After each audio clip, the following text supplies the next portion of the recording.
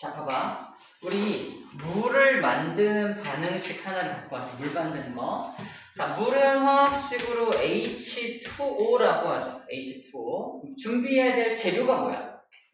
수소하고 산소를 재료로 준비해야 되죠. 자연계의 수소는 H2 상태로 존재합니다. 원자 혼자 존재하지 않고 분자 상태로 존재해서 H2로 존재하는 거예요. 자, 산소도 마찬가지로 산소도 분자 상태로 존재해요. O2 형태로 존재합니다. 둘이 만나가지고 H2O가 만들어지게 되는 거예요. 그죠? 우리 개수 맞추는 방법에 의해서 H2를 이렇게 표현하고요. O2를 이렇게 표현한다면, 자, 물 분자가 만들어지는데, 물 분자는 H2O잖아. H2O가 만들어집니다. 문제가 생기죠? H2 한 분자랑 산소 한 분자가 만나서 물 분자 하나를 만들 수 있을까?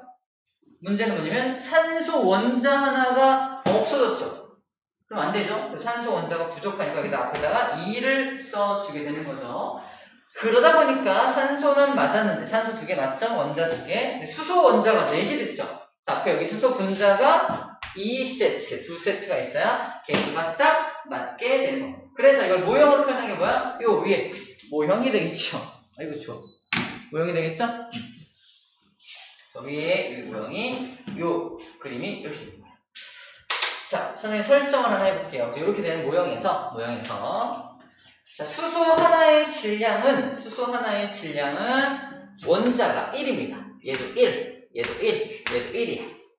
왜 그런지 나중에 설명할게요. 자, 산소 원자 하나의 질량은 16입니다. 16이야. 그러면 수소 원자 4개랑 산소 원자 2개가 만났잖아. 전체 질량이 얼마일까? 16, 32죠? 1짜리 얘기가 4죠? 다 얼마야? 오케이, 36 나오네요. 36 나옵니다. 36이 질량입니다.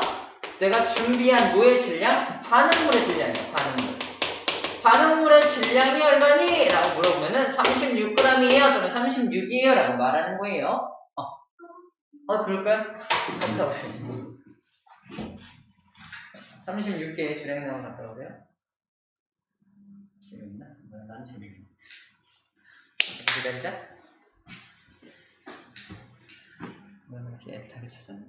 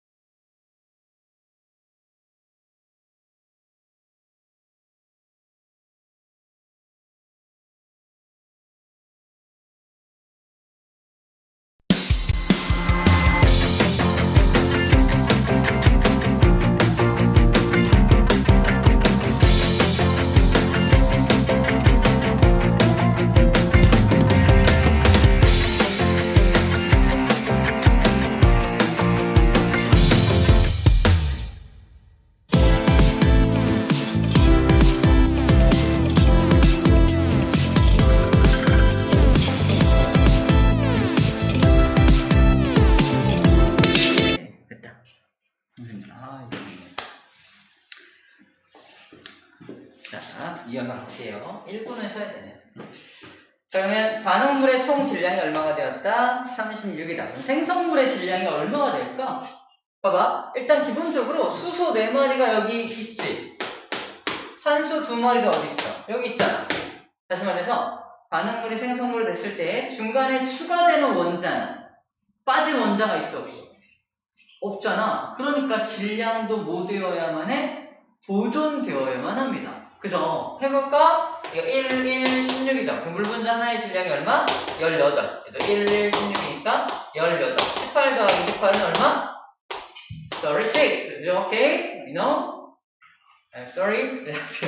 똑같이 질량이 보존되고 있는 걸 확인할 수가 있습니다. 맞죠? 질량이 똑같이 보존됩니다. 이게 모든 화학 반응식에서 중간에 날아가거나 중간에 추가된 원자가 없다면 당연히 질량은 항상 보존되어야만 하겠죠. 그게 오늘 배운 핵심입니다. 질량 보존 법칙이 뭐냐? 반응물의 질량이나 생성물의 질량이나 항상 어때요? 같아야만 한다는 겁니다. 물론 서로 완전 다른 물질로 바뀌었죠. 완전 다른 물질로 바뀔지라도 질량은 어떻게 된다? 똑같이 보존된다라는 말을 하고 있는 겁니다. 오케이? 자, 이게 질량 보존 법칙에 대한 내용이에요. 자, 화학 변화든 물리 변화든 상관없이 다 이 질량 보존 법칙은 모두 적용이 됩니다. 여기 나와있죠? 물리 변화든 화학 변화든 모두 화학 변화든 자, 반응 전후에 밑줄 그어볼까요? 원자가 새로 생기거나 없어지지 않기 때문입니다. 질량 보존 법칙은 중간에 원자가 새로 생겨나거나 또는 빠져나간 원자가 없기 때문에 당연하게 질량 보존 법칙은 성립이 되어야만 합니다. 그게 물리 변화이든 화학 변화이든 상관없이 무조건 같아진다라는 얘기예요. 알겠죠? 물리 변화든 화학 변화든 모두 성립한다라는 걸 하고 있어요. 자, 방금 우리가 예를 든 거는 완전 다른 성질로 바뀐 거니까 찍어보자. 물리 변화일까? 이것은 요예는 물리 변화일까? 화학 변화일까?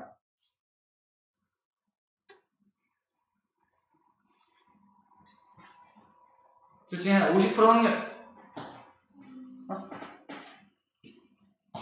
자, 요 수소하고 산소가 만나서 물이 만들어지는 반응은 물리 변화일까요? 화학 변화일까요? 물리 변화. 저기 안 나와요. 자기 생각을 말하는 거예요. 교수님 생각은 찍는 거 그냥 찍어보세요. 물리 변화. 대세가 물리네요. 물리 변화. 모두 틀렸어요. 화학 변화입니다. 왜 화학 변화냐면은 수소라는 성질, 산소라는 성질 있죠. 그 성질이 모두 사라지고 새로운 물이라는 성질의 물질로 바뀌었죠. 자, 키워드가 뭐였냐고 기억나나 모르겠는데 키워드가 성질의 변화. 이 성질의 변화가 있으면 화학 변화였고요. 성질의 변화가 없으면 그냥 물리적인 변화였습니다. 오케이? 화학 변화와 물리 변화를 구분할 때 이 성질의 변화가 있는지 없는지가 가장 중요했던 부분이었죠. 성질의 변화. 얘는 성질이 변했어 안 변했어? 성질이 이거 수소, 산소가 물 되는 거. 성질이 변한 거야. 수소의 성질 불 갖다 대면 펑 하고 터집니다. 놀랬다. 산소의 성질 불 갖다 대면 팍 더 붙어요. 잘 붙어요. 물의 성질 불 갖다 대면 꺼트려요. 그죠? 완전 다른 성질의 물질로 바뀌었잖아. 성질의 변화가 있었다 없었다? 있었다. 그럼 무슨 변화이다? 화학 변화이다. 앞에서 배웠던 내용이 화학 변화, 물리 변화 구분하는 방법, 성질의 변화가 있는지 없는지에 대한 내용입니다. 자, 성질의 변화가 없는 반응에서도 이 질량 보존 법칙은 항상 성립할 수밖에 없다. 뭐 이런 얘기를 해주고 있는 겁니다. 반응물의 총 질량은 생성물의 총 질량과 항상 같을 수밖에 없겠죠? 오케이. 자, 물리 변화 예를 한번 들어볼게요. 물리 변화. 물리 변화에는 뭐가 있냐? 자, 물리 변화 예를 쌤이 여기서 찾았습니다. 여기 나와있네요. 물리 변화. 보이나요? 물리 변화. 물 10g에다가 설탕 2g을 녹여서 설탕물을 만들 거야. 자, 설탕물 몇 g 만들어줄까? 10g과 2g 섞었으니까 정답 12g. 만나면 뭐야? 정답 12g이 만들어지겠죠. 자, 그래서 문제 이 설탕물은 물의 성질이 있나요? 있죠. 흐르는 성질 있잖아. 설탕의 성질 있나요? 있죠. 달잖아. 성질이 바뀐 거 안 바뀐 거야? 안 바뀐 거야. 그럼 뭐 무슨 변화야?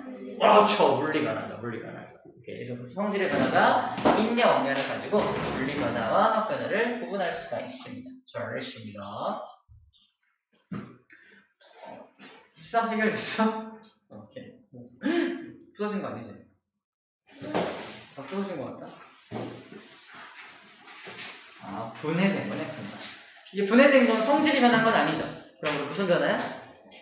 물리 변화입니다. 왜 그래? 우는 거 아니지? 우는 거 아니죠? 자, 이것도 이거 선생님 분필을 푹 뽑았어!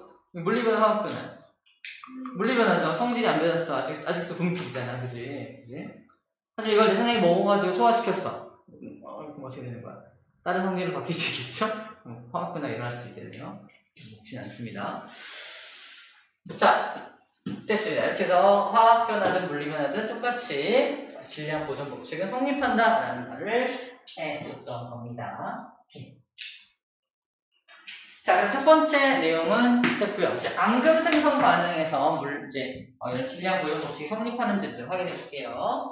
자, 앙금 생성 반응에 대한 실험입니다. 일로 와봐. 여기 있다. 자, 요 내용인데요. 자, 염화나트륨이라는 걸 준비합니다. 염화나트륨은 소금물이죠? 소금물, 수용액이니까 소금물을 말하는 거고요. 소금물하고 우리 잘 모르지만 질산은 수용액을 준비합니다. 자, 소금물과 질산은 수용액을 준비해요. 자, 소금물은 NaCl이라고 씁니다. 질산은은 AgNO3라고 써요. 여기 염화나트륨하고 질산은 있죠. 현재는 다른 시험관에 넣었으니까 아직 안 섞였죠? 안 섞였는데 같이 둘을 섞어버립니다. 어떤 일이 벌어지냐? 봐봐. 이 나트륨이라는 금속이 Cl과 결합되어 있었는데 얘를 버립니다. 너 봐. 그러면 이 금속과 반응하나? 아니죠. 금속은 누구랑 반응한다? 비금속하고 반응하죠? 이렇게 반응합니다. 이렇게 둘이 이렇게 반응하죠.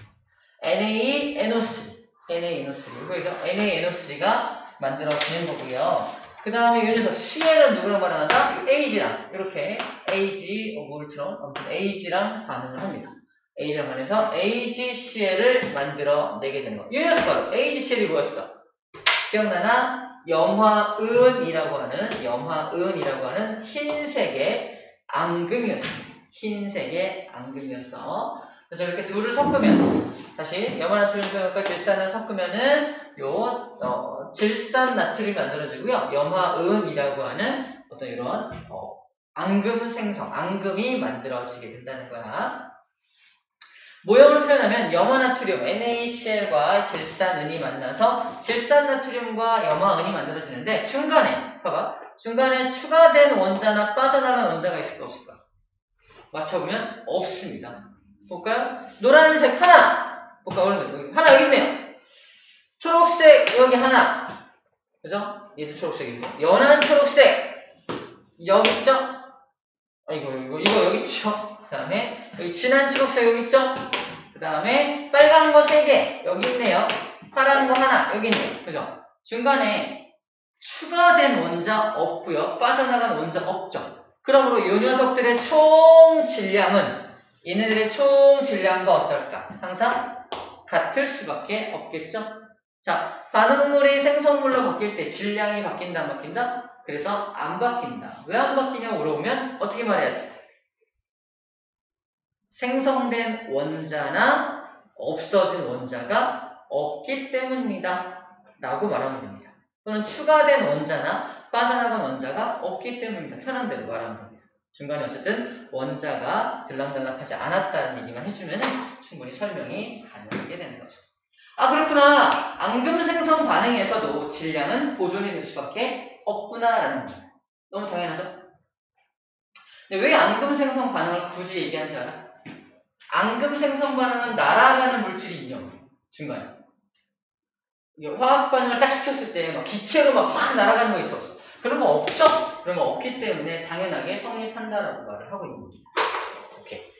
그래서 처음에 앙금 생성 반응을 먼저 소개한 거예요. 앙금 생성 반응. 당연하게 질량 보존 법칙이 성립하게 되겠구나. 자, 그럼 이제 문제가 뭐냐면 기체가 발생하는 방향에서는 기체가 날아가 버릴 테니까 지우개가 날아가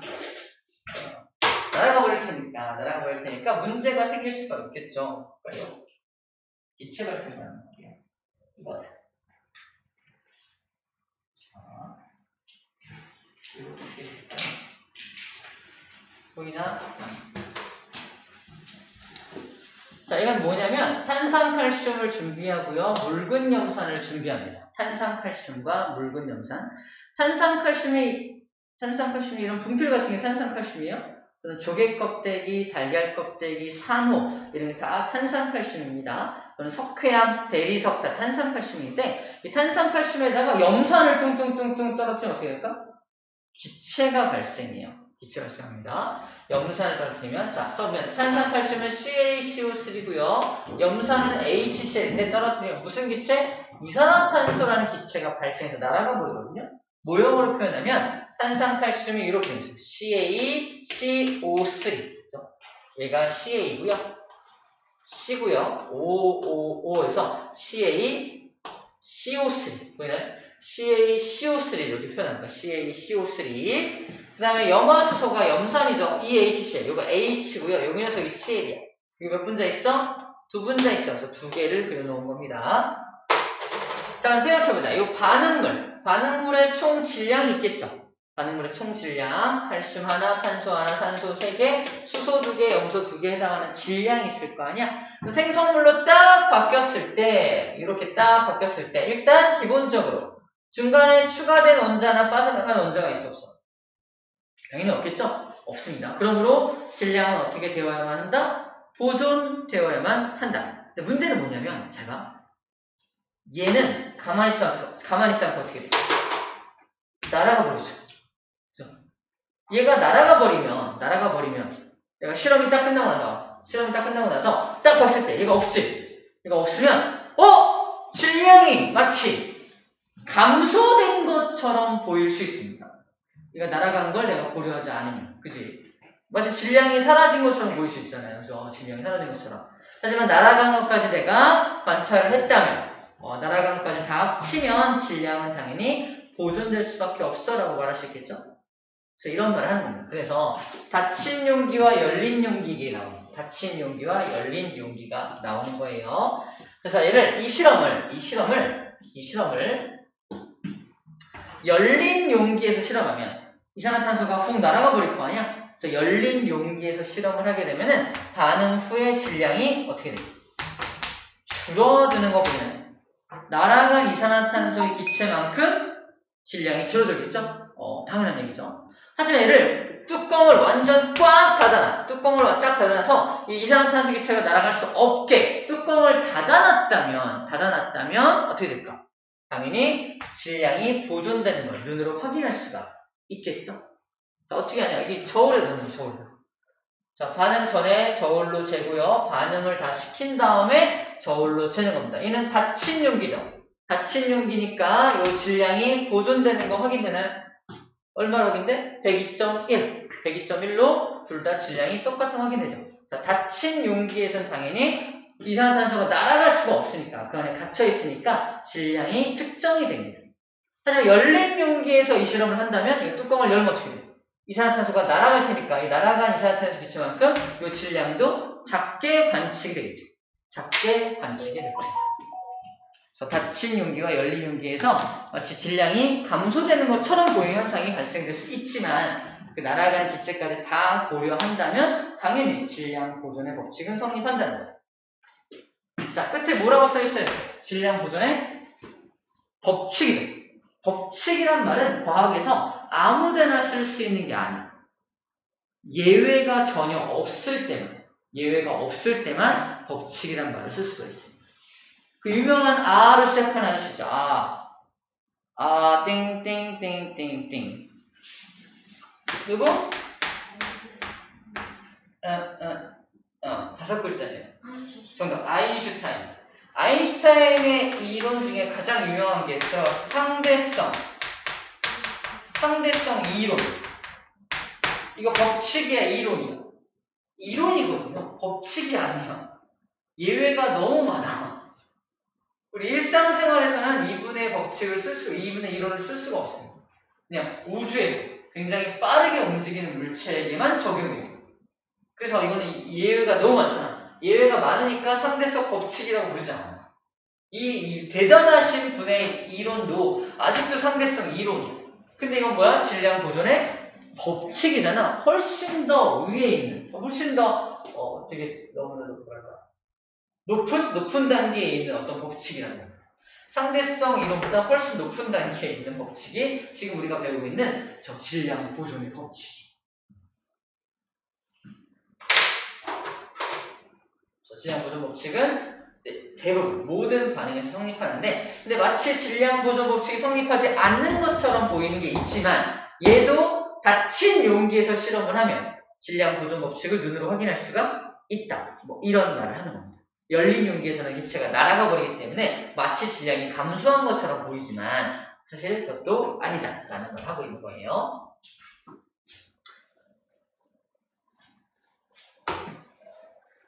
자, 결론부터 말하면 모든 화학 반응, 모든 물리 반응에서 질량 보존 법칙은 성립한다. 뭐 이 얘기를 하고 싶은 거예요. 자, 그래서 기체가 발생하는 반응에서도 당연히 됩니다. 그 다음에 연소 반응. 자, 이거 보세요. 자, 나무를 연소를 시킬 거야. 자, 거의 마지막 내용입니다. 거의 마지막 내용이야. 연소 반응. 자, 나무의 질량을 쟀어요. 여기 양팔 저울을 이용해서 나무의 질량을 딱 쟀어. 나무를 태울 겁니다. 나무를 태운다는 걸 뭐 한다고 표현해? 연소시킨다라고 표현을 해요. 나무를 태울 거야. 이 나무를 태울 때 산소가 나무랑 달라붙겠죠. 달라붙죠? 그리고 탄다는 건 나무 속에는 탄소가 들어있는데, 탄소랑 얘가 결합해. 산소가 탄소랑 결합해서 O2 결합해서 이렇게 결합해서 다시 날아가 버립니다. 이산화탄소. 연소된다는 건 산소가 그 물질에 결합해서 이산화탄소 형태로 훅 날아갈 때 우리 연소되었다라고 표현을 합니다. 그래서 여기 이산화탄소 날아가는 거 보이죠? 그리고 물방, 수증기도 생겨나서 같이 날아가게 됩니다. 왜? 나무에는 뭐가 있다? 수소도 있거든요. 이 수소 성분하고 또 산소하고 만나서 물방울을 만들어서 수증기 형태로 날아갑니다. 다시 말해서 날아가는 물질이 굉장히 많죠. 날아가는 물질이 많으니까 다 날아가고 남은 물질을 뭐라고 불러? 재라고 불러줍니다. 재. 누구? 재 봐보세요. 뻥이야? 재라고 불러줍니다. 너만 느꼈어. 아무튼 우주하고 한 얘기인데 이렇게 하고, 아무튼 재만 남았으면 이 재라는 녀석은 기체가 다 날아가고 남은 녀석이니까 어떻다? 질량이 감소되겠죠? 위로 이렇게 이쪽으로 기울어져 있죠. 질량이 마치 감소된 것처럼 보입니다. 하지만 이것도 마찬가지로 날아간 이 녀석들의 질량을 모두 다 더할 수 있다면 질량은 똑같이 보존이 되겠죠. 너무 당연하게도 보존이 될 겁니다. 그래서 열린 공간에서는 질량이 감소한 것처럼 보이지만, 만약에 이 실험을 닫힌 공간에서 실험할 수 있다면, 딱 가둬놓은 공간에 실험한다면 질량은 보존되는 걸 확인할 수가 있겠죠. 그래서 질량은 일정할 거다라는 걸 확인할 수가 있습니다. 그래서 나무하고 산소의 질량을 모두 더한 것은 요새 모두 더한 질량과 항상 같아야만 하겠죠. 그 얘기를 마지막 여기서 해주고 있는 겁니다. 됐죠? 자, 이제 아주 특이한 연소를 할 거예요. 여기다 뭘 연소시킨대? 읽어봐.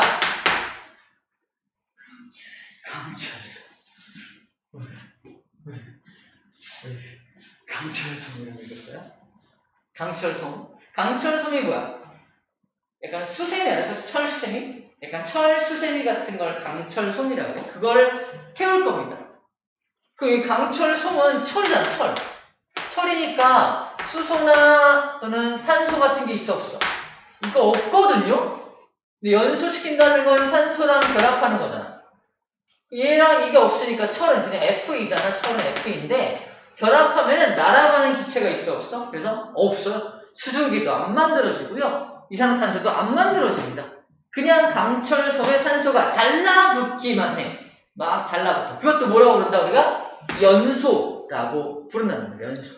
연소된다는 건 무조건 이산화탄소가 물이 나가는 게 아니라 강철손 같은 거지. 이런 금속을 연소시킬 때는 산소가 그냥 달라붙기만 해. 그 이유는 금속에는 뭐가 없으니까. 탄소나 수소 같은 게 없기 때문에 그렇습니다. 탄소, 수소가 없어요. 그래서 이렇게 달라붙어요. 달라붙어서 자, 철하고 산소의 질량을 모두 더하면 여기 철, 산소가 달라붙기만 했죠? 달라붙기만 했죠? 그래서 공기 중에 떠있던 산소가 여기 달라붙었으니까 오히려 질량이 증가했어 보여요? 이쪽 왼쪽으로 기울었죠? 오히려 질량이 증가한 것처럼 보인다는 겁니다. 그죠? 열린 용기, 이렇게 열려있는 곳에서는 오히려 뭐 한다? 열려있는 곳에서는 어딨어? 질량이 증가하는 것처럼 보입니다. 산소가 달라붙어서 더 무거워지니까. 그죠? 하지만 닫힌 공간이라면, 처음에 실험할 때 닫힌 공간이라는 게 뭐냐면 처음에 이 전체를 한 공간에다 가둬놓고 같이 질량을 재요. 산소의 질량도 함께 재질 거 아니야? 여기는 그리고 산소가 결합된 게 재질 거 아닙니까? 그러므로 질량이 같게 측정이 되죠. 닫힌 공간에서. 그래서 닫힌 공간에서는 마찬가지로 질량이 일정하게 측정될 수밖에 없다라고 말하는 거예요. 닫힌 공간은 이렇게 산소까지 다 가둬놓고 함께 질량을 재는 거기 때문에 처음부터 질량이 무겁게 측정이 됩니다. 아직 결합하기 전이지만 무겁게 측정이 될 거고요. 결합하고 나서 당연히 이 질량이, 이 왼쪽과 질량이 같아지게끔 형성이 되겠죠. 그래서 철하고 산소를 합친 녀석의 질량은 산화철의 질량과 항상 같아질 수밖에 없게 돼요. 자, 정리하면 질량 보존 법칙은 어떤 반응에서든 다 성립한다. 근데 마치 성립하지 않는 것처럼 보이는 것들은 열린 공간일 때 그리고 기체가 발생하는 그런 경우에 열린 공간에서는 이제 질량이 보존되지 않는 것처럼 보일 때도 있다. 특히 강철섬의 연소 같은 경우는 오히려 질량이 증가하는 것처럼 보일 수 있지만 이도 역시 마찬가지로 닫힌 공간에서 실험한다면 질량이 똑같다는 걸 확인할 수가 있다. 이런 얘기가 오늘의 포인트. 자, 됐습니다. 자, 그럼 여기 개념하기 퀴즈 풀어볼게요. 개념하기 퀴즈 풀어볼게요. 닫힌 공간은 같은 말이에요. 닫힌 공기랑